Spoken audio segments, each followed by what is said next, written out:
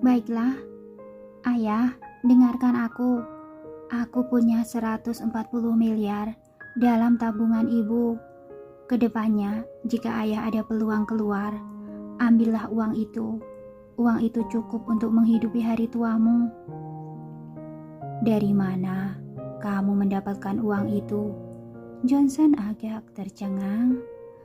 Tidak usah pedulikan hal ini, Linda berkata dengan nada rendah. Kartu bank ada di bantal kamarku.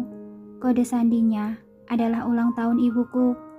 Itu saja, aku tutup dulu. Ketika melihat durasi telepon hampir 1 menit, Linda cepat-cepat berbicara dan hendak menutup telepon, tetapi Johnson lekas berteriak, "Tunggu sebentar." "Kenapa?" tanya Linda. "Kapan ulang tahun ibumu?" tanya Johnson dengan lemah. "Kamu..." Linda kecewa berat. "Bahkan kamu tidak mengingat ulang tahunnya. Sungguh tak berhati nurani." Linda memiliki harga diri yang tinggi dan temperamen yang arogan. Satu-satunya yang dapat membuatnya sabar adalah ibu kandungnya. Walaupun ibunya adalah wanita simpanan di luar dan tak terlihat, tetapi selama beberapa tahun ini ibunya bersusah payah membesarkannya agar ia dapat kembali ke keluarga Hilton, bahkan mengorbankan dirinya sendiri. Linda selalu merasa bersalah pada ibunya, jadi ia tidak menolerir siapapun yang menyinggung ibunya. "Aku sudah tua, ingatanku sudah tidak bagus," ucap Johnson menjelaskan. "Bahkan aku saja lupa ulang tahun sendiri. Aku juga tidak ingat kamu dan kakakmu." "Cukup," Linda menyela ucapannya dengan marah, lalu menyebutkan kode sandinya dengan kesal, 630527. "Oke, aku sudah ingat." Di saat ini suara Johnson sudah melemah dan serak. Ia juga tak selembut dan semurah hati dulu. "Apa Victoria sudah mati?" Linda melihat durasi teleponnya sudah melebihi 1 menit. Ia sudah tak peduli lagi jika polisi melacak lokasinya melalui ponsel ayahnya, maka tidak ada bedanya 1 menit dan 10 menit. "Iya." Ketika mengungkit kematian Victoria, suara Johnson semakin kecil. Ia sedih ketika menceritakan kejadian itu. "Ia mati oleh racunnya sendiri. Benar-benar tragis."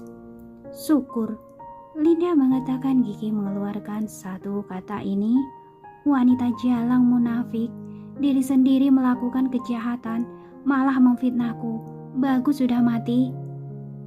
"Kamu tidak boleh menjelekannya seperti itu." Johnson menghentikannya dengan lemah.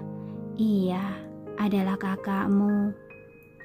"Aku tidak punya kakak seperti dia," Linda berkata dengan kebencian.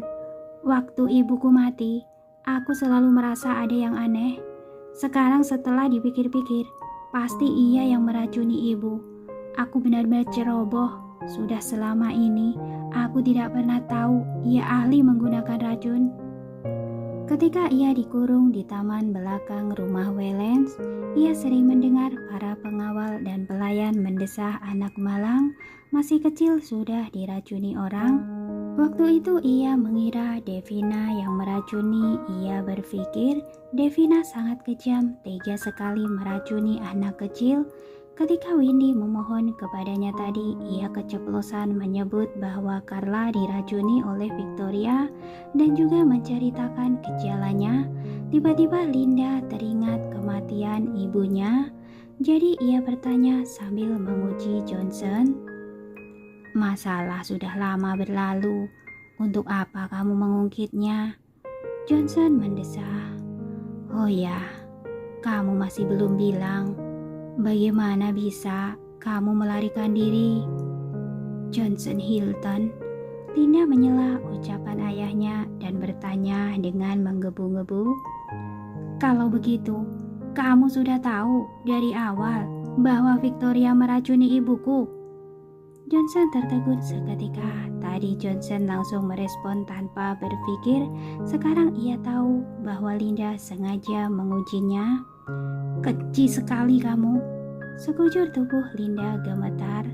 Ketika ibuku mati, Victoria baru berumur 11 tahun. Anak berusia 11 tahun. Aku tidak pernah menyangka ia bisa meracuni ibu. Aku malah sungguh percaya padamu. Aku kira ibu sakit karena penyakit. Hingga hari ini, aku melihat gejala anak itu mirip dengan ibu dulu. Aku baru teringat, ada kemungkinan ibuku juga diracuni.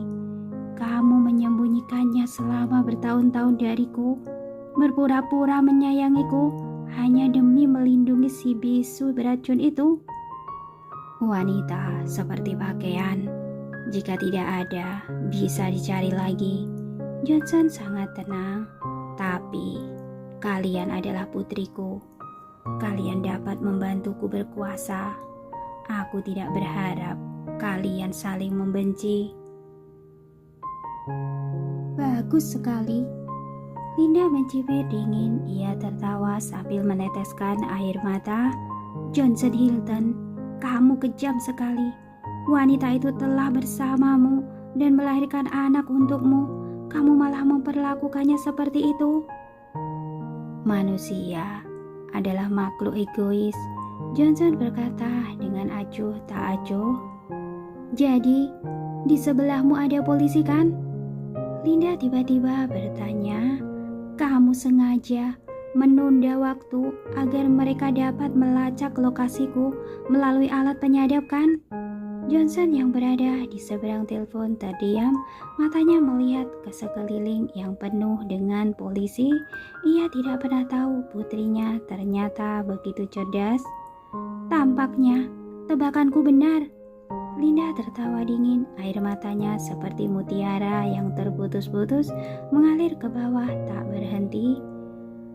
Apa yang mereka berikan padamu sehingga membuatmu mengkhianati putrimu sendiri? Kamu tidak akan bisa kabur. Kembalilah, berserah diri. Johnson menundukkan kepala. Daniel dan Tracy sudah tiba di Thailand. Kenapa?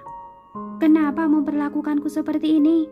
Linda bertanya dengan menggebu-gebu, tetapi di seberang telepon hanya ada keheningan panjang. Johnson Hilton, aku benci kamu. Mati pun aku tidak akan memaafkanmu. Setelah Linda meraung, ia menutup telepon. Tangan yang memegang ponselnya tak henti bergetar. Ia menundukkan kepala dengan putus asa, dengan tangisan yang pecah. Entah bagaimanapun ayahnya memperlakukannya, ia selalu peduli dengan ayahnya.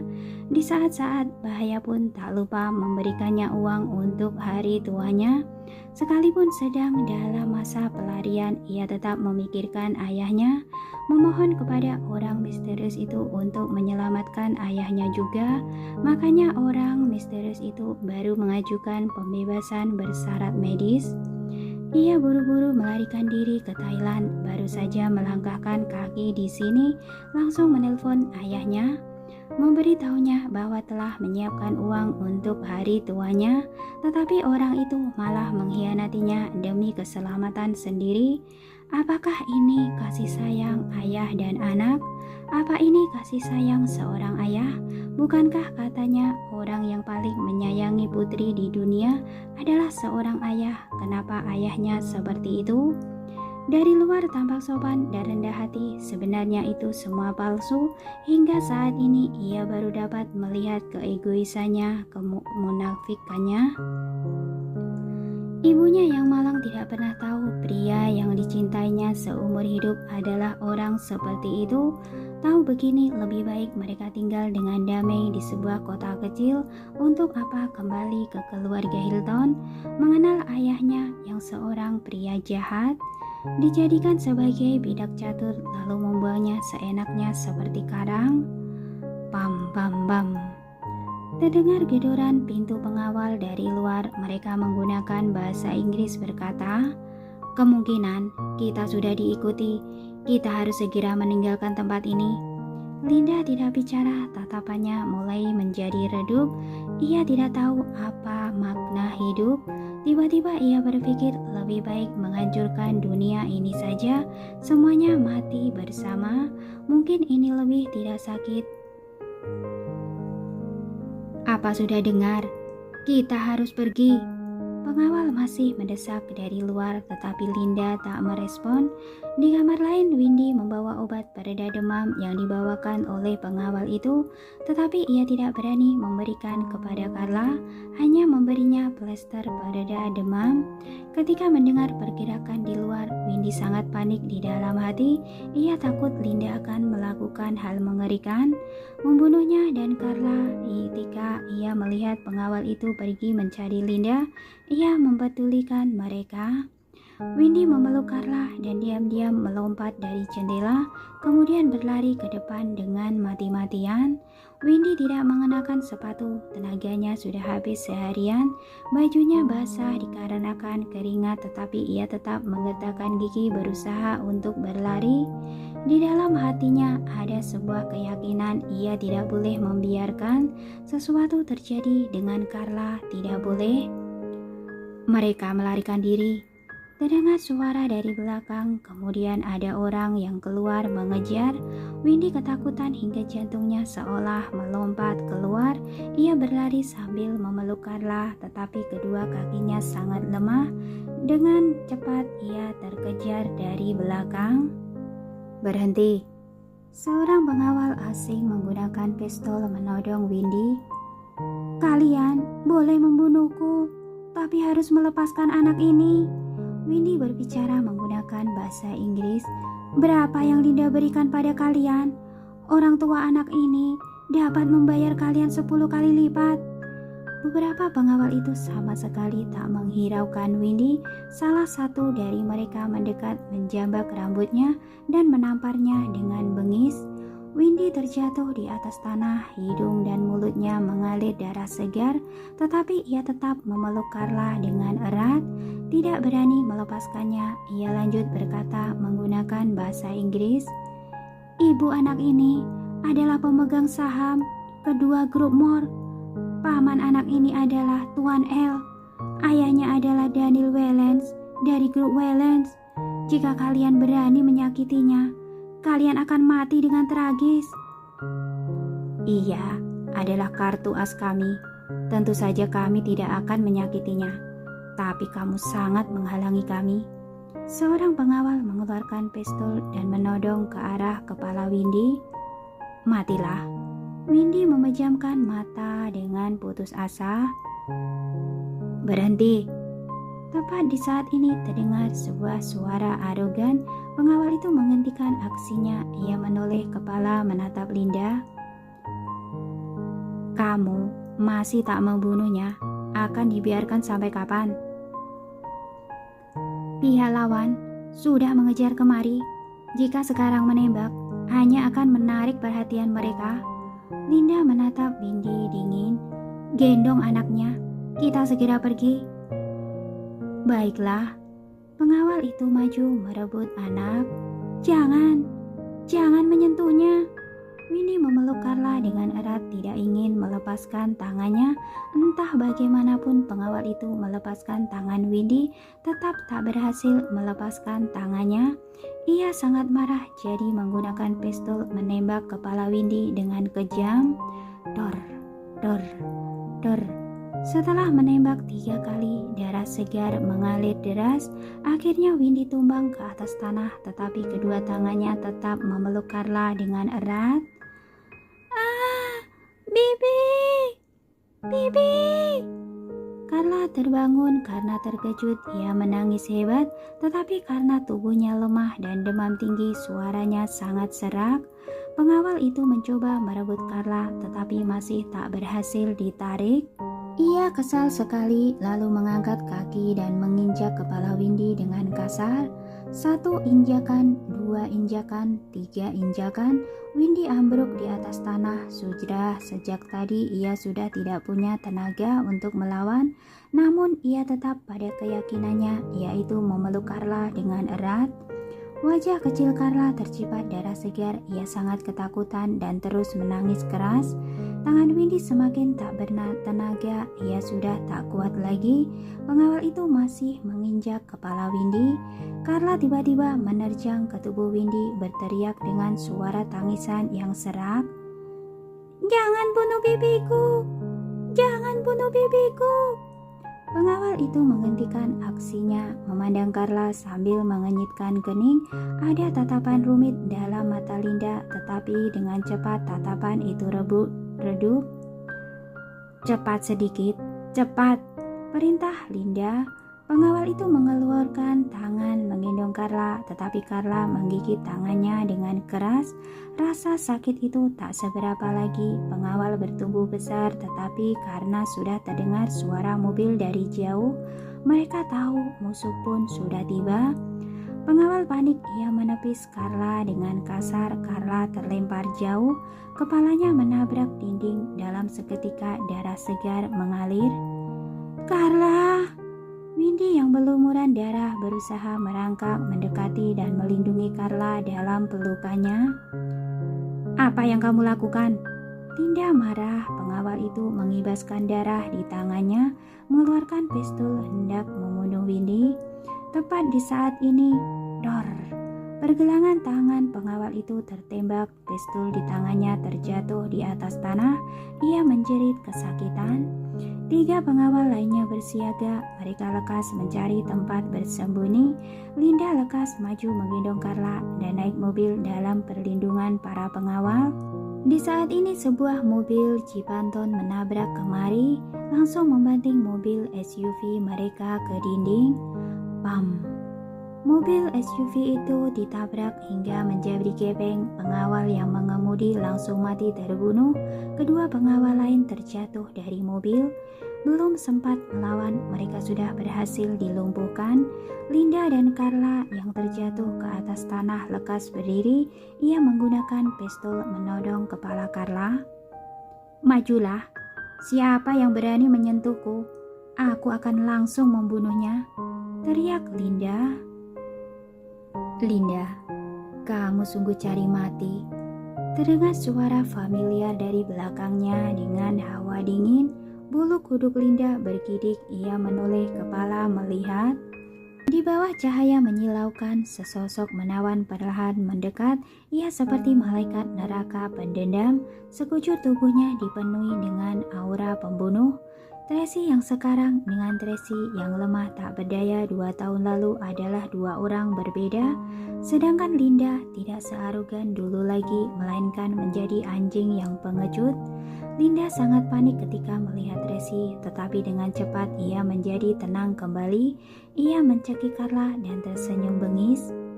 "Tracy, lebih baik kamu lepaskan aku.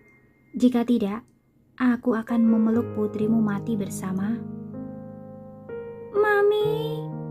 Carla sudah sekarat. Ia melihat maminya sebelum pingsan, seolah sedang melihat sebuah harapan.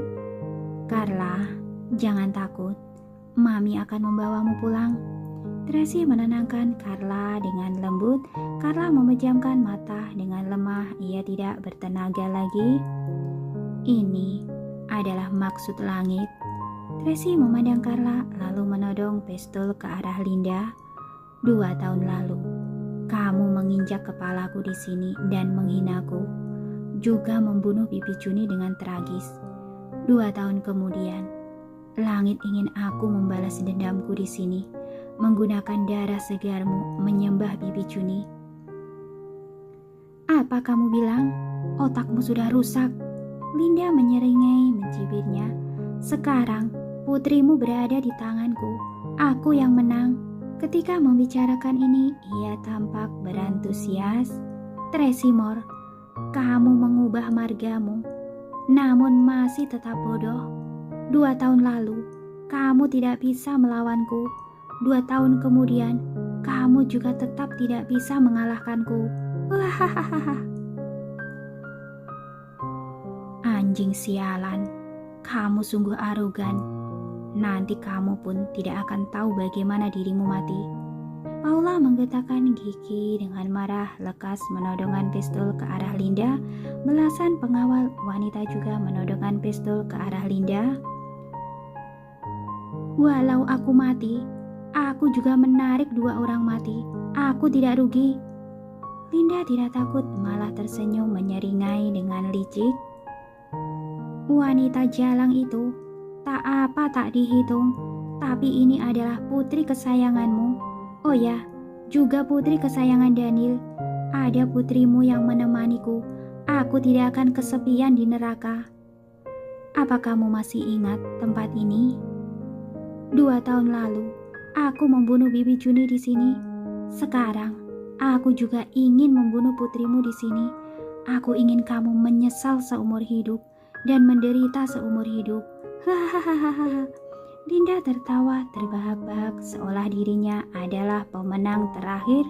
Sekarang ia sudah tak punya keinginan hidup. Ia yang kecewa dengan nurani manusia, merasa hidup sudah tak bermakna. Ia hanya ingin menghancurkan segalanya. Ketika melihat Tracy tak bisa berbuat apa-apa kepadanya, ia semakin puas seolah dirinya adalah pemenang terbesar. Rasa keberhasilan ini lebih memuaskan daripada saat ia hidup. Orang yang menyesal seumur hidup seharusnya kamu kan? Tracy berkata dengan dingin. Apa kamu tahu bagaimana aku bisa menemukan tempat ini? Ia mengeluarkan ponsel dan membuka rekaman, kemudian terdengar sebuah suara familiar. Tuan Johnson, intinya Linda telah melarikan diri dan menculik putriku. Pihak polisi akan segera mencarimu dan menaruh alat penyadap di ponselmu. Ketika Linda menelponmu nanti, ingat untuk menunda waktu. Begitu polisi berhasil melacak posisinya, kamu lekas memberitahuku. Kenapa aku harus mendengarkanmu? Polisi memberimu pengurangan hukuman. Masa tahananmu sudah begitu panjang, jadi kamu tidak peduli jika diperpendek. Sedangkan aku tidak hanya dapat meringankan hukumanmu, aku juga dapat membuatmu kembali bangkit setelah kamu keluar dari penjara. Benarkah? Omongan keluarga Moore dapat dipegang. Aku dapat memberimu beberapa keuntungan dulu. Kamu cek saja akunmu. Aku sudah lihat. Sepakat. Ternyata demi keuntungan diri sendiri, kamu mengkhianati putrimu. Berhenti omong kosong. Ingat, tepati janjimu. Setelah aku menemukan Linda, tentu saja kamu akan mendapatkan banyak keuntungan.